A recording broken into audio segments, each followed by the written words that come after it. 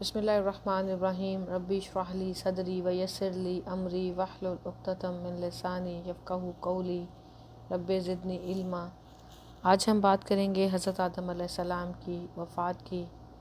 حابیل کی وفات کے 5 سال کے بعد اللہ سبحانہ تعالیٰ نے حضرت آدم اور حضرت حوا کو ایک بیٹے سے نوازا اور انہوں نے اس کا نام شیس رکھا۔ شیس کا معنی ہے اللہ کا عطیہ، اور حضرت آدم اور حوا دونوں ماں باپ نے اس کو یہ نام اس لیے دیا کیونکہ اللہ نے ان کو یہ حابیل کے بدلے میں عطا فرمایا تھا، اور یہ بہت بڑے پیغمبر گزرے ہیں۔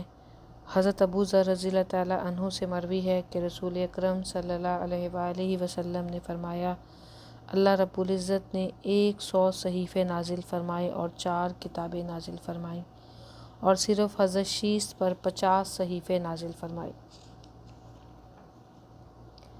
محمد بن اسحاق رضی اللہ تعالیٰ عنہ فرماتے ہیں کہ جب حضرت آدم علیہ السلام کی وفات کا وقت قریب آیا تو آپ نے اپنے بیٹے حضرت شیس کو وصیت فرمائی اور دن رات کی ساعتوں کی پہچان کروائی اور ان اوقات کی باتوں کی تعلیم دی، اور اس کے بعد ایک بڑے طوفان کے واقع ہونے کی پیشن گوئی فرمائی، اور کہا جاتا ہے کہ آج تک تمام لوگوں کے نسب حضرت شیس علیہ السلام پر انتہا کو پہنچتے ہیں، کیونکہ ان کے علاوہ دوسری اولاد آدم بالکل ختم ہو گئی تھی۔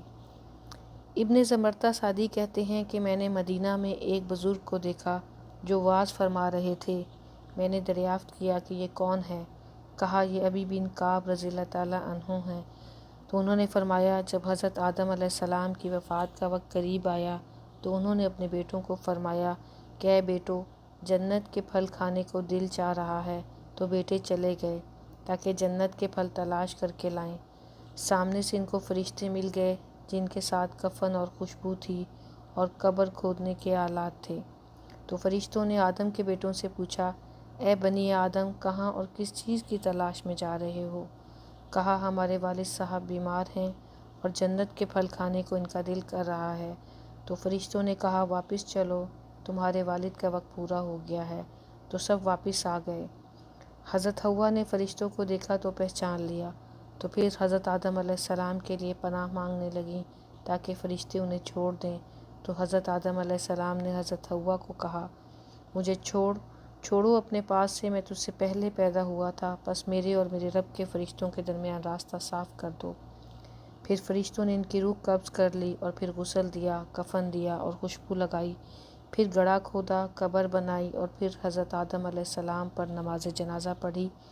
پھر ان کو قبر میں داخل کیا اور قبر میں رکھا اور اوپر سے مٹی ڈالی، اور پھر کہا اے آدم کی اولاد، یہ تمہارا طریقہ ہے۔ اس وقت تک لوگ کفن دفن کے احکام سے واقف نہیں تھے، اور انہیں یہ بھی علم نہ تھا کہ قابیل نے اپنے بھائی حابیل کو کس طرح سے دفنایا ہے۔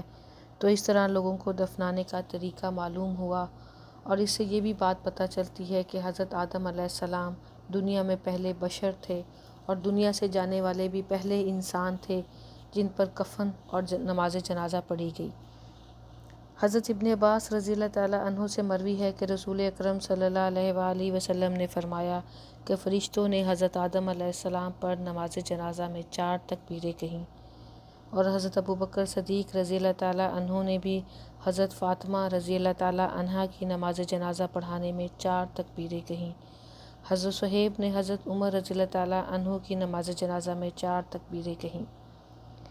اہل علم کا حضرت آدم کی قبر کی جگہ میں اختلاف ہے۔ یہ مشہور ہے کہ اس پہاڑ کے پاس دفن کیے گئے جہاں وہ ہند میں اس کے پاس اترے تھے، اور ایک قول یہ بھی ہے کہ مکہ میں جبل ابی قیس کے پاس ہیں، اور کہا جاتا ہے کہ جب حضرت نوح علیہ السلام کے زمانے میں طوفان کا وقت قریب آیا تو حضرت نوح نے اماں حوا اور ابا آدم علیہ السلام کی نیش مبارکہ کو اٹھا کر بیت المقدس میں دفن کرا دیا۔ ابن عساکر رضی اللہ تعالیٰ عنہ بعض اہل کتاب سے نقل کرتے ہیں کہ وہاں حضرت آدم علیہ السلام کا سر مسجد ابراہیم کے پاس تھا اور پاؤں بیت المقدس کی چٹان کے پاس، اور حضرت حوا حضرت آدم کی وفات کے صرف 1 سال بعد ہی فوت ہو گئی تھیں، اور حضرت آدم علیہ السلام کی عمر کی مقدار کے بارے میں بھی اختلاف ہے، لیکن پہلے ہم ابن عباس اور ابو ہریرہ رضی اللہ تعالیٰ عنہ کی حدیث سے ذکر کر چکے ہیں کہ لوح محفوظ میں ان کی عمر 1000 سال لکھی جا چکی ہے، اور اس بات کے وہ مقابل نہیں ہو سکتی جو تورات میں ہے کہ حضرت آدم علیہ السلام 930 سال زندہ رہے، اس لیے کہ وہ کتاب تورات میں تحریف کر چکے ہیں۔ عطا خراسانی رضی اللہ تعالیٰ عنہ فرماتے ہیں کہ جب حضرت آدم علیہ السلام فوت ہوئے تو اللہ کی مخلوق 7 دنوں تک گریہ و زاری میں مصروف رہی۔ پھر حضرت آدم علیہ السلام وفات پا چکے تو ان کے معاملات کے نگران حضرت شیث بن آدم علیہ السلام بنے۔ وہ بھی نبی تھے، اور وہ پہلے بھی یہ حدیث گزر چکی ہے کہ حضرت ابو ذر رضی اللہ تعالیٰ عنہ فرماتے ہیں کہ رسول اکرم صلی اللہ علیہ وآلہ وسلم نے فرمایا کہ اللہ نے شیث علیہ السلام پر 50 صحیفے نازل فرمائے تھے۔ پھر جب حضرت شیث علیہ السلام کی وفات کا وقت بھی قریب آن پہنچا تو انہوں نے اپنے بیٹے انوش کو معمولات سپرد کر دیے۔ انوش کے بعد ان کا ولی عہد کنین بنا۔ اس کے بعد کنین کا بیٹا مہائیل بنا، اور ایرانی اجمی لوگ انہی کے بارے میں یہ خیال رکھتے ہیں کہ یہ 7 ولایتوں کے بادشاہ بنے، اور یہ پہلے شخص ہیں جنہوں نے جنگلات کا قلعہ کما کر کے شہروں اور قلعوں کی بنیاد ڈالی، اور انہی نے شہر بابل اور شہر سوس کو آباد کیا، اور ابلیس اور اس کے لشکروں اور جنوں وغیرہ کو بھی مار مار کر زمین سے بھگا کر ویرانوں اور گھاٹیوں میں دھکیلا، اور جنوں کی شریر مخلوق میں سے بہت زیادہ کو قتل کیا، اور ان کا ایک بڑا عظیم تاج بھی تھا، اور یہ لوگوں کو واعظ بھی فرماتے تھے۔ ان کی بادشاہی 40 سال رہی۔